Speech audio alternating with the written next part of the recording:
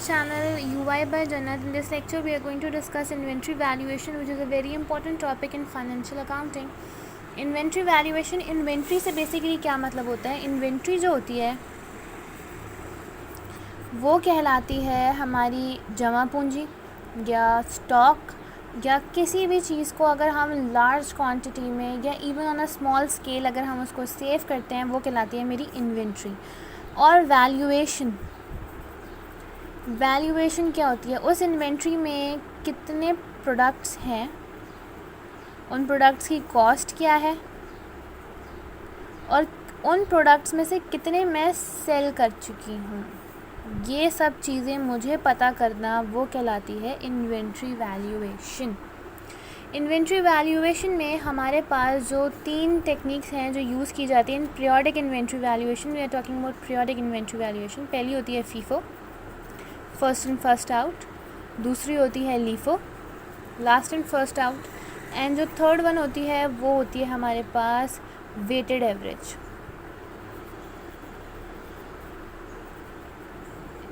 Weighted average. Okay, ये 3 हमारे पास टेक्निक्स होती हैं जो हम पीरियोडिक इन्वेंट्री वैल्यूएशन में यूज़ करते हैं. इस क्वेश्चन को हम डायरेक्टली, इस टॉपिक को बेसिकली हम एक क्वेश्चन से समझेंगे, एग्जाम्पल से समझेंगे. हमारे पास यहाँ क्वेश्चन क्या कहता है? The question says that inventory of the Den and Sons for October 1 को जब हमने इन्वेंट्री खोली महीने के पहले में, तो हमारे पास ऑलरेडी 3000 यूनिट्स पड़े थे. किस तरीके से समझें कि इस कंपनी में वो क्या बनाते होंगे? लेट्स से पेंसिल्स बनाते हैं, ठीक है. 3000 पेंसिल्स उनके पास पड़ी हैं और हर पेंसिल को वो 8 रुपये में बेच रहे हैं, 8 रुपये में ख़रीद रहे हैं. 7 तारीख को उन्होंने 6000 पेंसिल्स, 6000 यूनिट्स ख़रीदे 9 रुपये के हिसाब से. 16 को उन्होंने 4000 यूनिट्स ख़रीदे 10 रुपये के हिसाब से. और 25 को उन्होंने दोबारा 6000 यूनिट्स ख़रीदे 15 रुपये के हिसाब से. अब ये तो होगा इनके परचेजेस. अब महीने के आखिर में जब उन्होंने कैलकुलेट किया तो उन्होंने कहा कि भाई हमने 7000 यूनिट्स पेंसिल्स के बेचे हैं और हर पेंसिल 18 रुपये के हिसाब से बेची है, ठीक है. पूछा क्या गया है? Calculate unit and cost of goods available for sales during the October. अब वो कह रहे हैं कि अब ये कैलकुलेट करके बताओ कि पूरी इन्वेंट्री में कितने यूनिट्स पड़े हैं टोटल और उन सब की कॉस्ट. कुछ 8 रुपये हैं, कुछ 9 रुपये हैं, कुछ 10-15. तो इन सब की कॉस्ट कितनी होगी मेरी इन्वेंट्री में अक्टूबर के महीने में जो मैं बेचना चाहता हूँ, जो मैं बेच सकता हूँ. फिर पूछा गया है कि that calculate the number of units in ending inventory. 7000 बेच दिए, 7000 बेचने के बाद मेरे पास इन्वेंट्री में कितने यूनिट्स बचे वो कैलकुलेट करके बताओ. फिर उन्होंने कहा है calculate the value of ending inventory using periodic inventory system under each of the following FIFO, LIFO और वेटेड.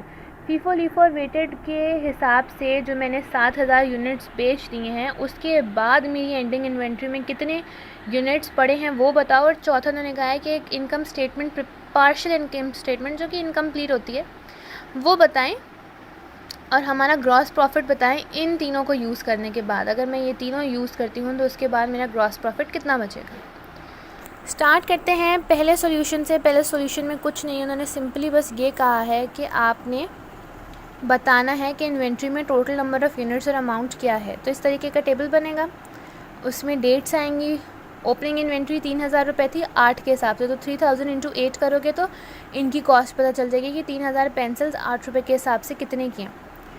परचेजेस हुई थी 6 यूनिट्स, 6000 4000 6000 यूनिट्स. आपने इस तरीके से हर यूनिट को उसकी अमाउंट पर यूनिट के हिसाब से मल्टीप्लाई करना है, तो आपके पास टोटल कॉस्ट आ जाएगी फॉर 6000 यूनिट्स, ठीक है. अब आपने सारे यूनिट्स को ऐड अप करना है. कैसे? 6 4 10 16 और 19, 16000 यूनिट्स आपके पास इस वक्त इन्वेंट्री में अक्टूबर की तारीख में पड़े हैं और उनकी जो कॉस्ट है ये आ गई. दूसरा वो कह रहे थे कि हमें क्या पता करना है? Calculate the number of units in ending inventory. Ending inventory में कितने हैं? 19000 टोटल मेरे यूनिट्स थे, उसको मैंने माइनस किया यूनिट्स सोल्ड से. 12000 यूनिट्स अभी मेरे पास अक्टूबर के ख़त्म होने में 12000 यूनिट्स मेरी इन्वेंट्री में पड़े हैं. फीफो, लीफो और फीफो लीफो का मतलब यार देखो, FIFO first in first out होती है, ठीक है.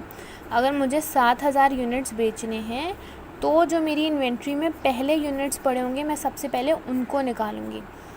जैसे यहाँ देखो, यहाँ मेरे पास सबसे पहले यूनिट्स कौन से पड़े हैं? ओपनिंग इन्वेंट्री 3000, मुझे कितने बेचने हैं? 7000. 3 यहाँ से जाएंगे और 4,000 इस इन्वेंट्री से जाएंगे। 3,000 तो ये गए, ये पूरे गए। 3 और 4 कितने होते हैं? 7। तो 7,000 मैंने देने हैं। तो पहले मैं पहले वाले जो सबसे पहले पुरानी चीज़ रखी हुई होगी वो पहले बेचूंगी फीफो के अंदर। तो 3,000 इसमें से और फिर 4,000 इसमें से। तो यहाँ कितने बचने चाहिए? 2,000, 4,000, 6,000। देखो 2,000, 4,000, 6,000 ये मेरे पास बच गए फीफो में। अब इनको मैं ऐड कर लूँगी 2,000 को 9 के हिसाब से मल्टीप्लाई करूँगी तो 18,000 बच गए। लीफो का मतलब होता है last in first out. Last में हमने क्या ख़रीदा? 6,000 यूनिट ख़रीदे 15 रुपये के हिसाब से, ठीक है। तो 6,000 यहाँ से चले गए और 7 देने थे तो 1,000 रुपये मैं यहाँ से लूँगी उसके ऊपर वाले से। फर्स्ट इन फर्स्ट आउट में सबसे पहला, फिर नीचे जाएंगे। सबसे पहले पहले वाले को, पुराने वाले को खाली करेंगे, फिर उसके बाद वाले को। लीफो में नीचे से ऊपर जाएंगे, ठीक है। देख लेते हैं। Opening inventory as it is है 3,008 रुपये के हिसाब से। परचेजेस जो हैं 6,009 रुपये के हिसाब से पूरे हैं। परचेजेस जो हमने 10 रुपये के हिसाब से किए थे, 4,000 किए थे, लेकिन अब हमारे पास 3,000 पड़े क्योंकि हमने 1,000 दे दिया। और जो इसके बाद हमने 6,000 परचेजेस किए थे 15 रुपये के हिसाब से, वो हमने पूरे ही दे दिए। अब उसी तरीके से हम इनको मल्टीप्लाई करेंगे, ये कॉस्ट लिखेंगे, टोटल कॉस्ट, और ये आ जाएगी। ये जो कॉस्ट है ना यार, ये देखना, ये जो कॉस्ट है ना, ये कॉस्ट होती है cost of ending inventory, value of ending inventory. ये फीफो की एंडिंग इन्वेंट्री, ये लीफो की ending inventory. Weighted average, weighted average का फॉर्मूला होता है, ये याद करना पड़ेगा, cost of goods available for sale divide by units available for sale. ये कौन से हैं? ये जो फर्स्ट स्टेप में हमने निकाला था ना, cost of goods available for cell and unit for sale. तो 2,08,000 को डिवाइड करेंगे 19,000 से, तो हमारे पास जो ये आएगी, ये है cost per unit. Cost per unit, ये अभी ख़त्म नहीं हुआ, अब ये फॉर्मूला आ गया। अब अगर हमें एंडिंग इन्वेंट्री चाहिए वेटेड के हिसाब से, तो हम क्या करेंगे? Ending units into weighted average. Ending units कितने थे? 7,000। 19 में से 7,000 बेच दिए, 12,000 बचे। 12,000 को हमने मल्टीप्लाई किया वेटेड एवरेज से, जो कॉस्ट, ठीक है, हमने इसको मल्टीप्लाई किया कि हमारे पास कॉस्ट ऑफ एंडिंग इन्वेंट्री आ गई फॉर वेटेड एवरेज। चौथा वो कह रहे थे कि पार्शियल इनकम स्टेटमेंट बनानी है यूजिंग ऑल दीज टेक्निक्स, ठीक है। तो हमारी सेल्स कितनी हुई थी? 7,000 सेल्स हुई थी 18 रुपये के हिसाब से। तो सेल्स हमारे पास तीनों टेक्निक्स में सेम रहती है, ये याद रखेगा, सेल्स चेंज नहीं होगी। अब उसके बाद जो हमारे पास हमें निकालना क्या है? Cost of goods sold. Cost of goods sold कैसे निकलती है? Cost of goods available for sale minus cost of ending inventory. Cost of goods available for sale कैसे निकलती है? Opening inventory plus purchases. Opening inventory plus purchases, ये cost of goods sold होगी आपकी, ठीक है।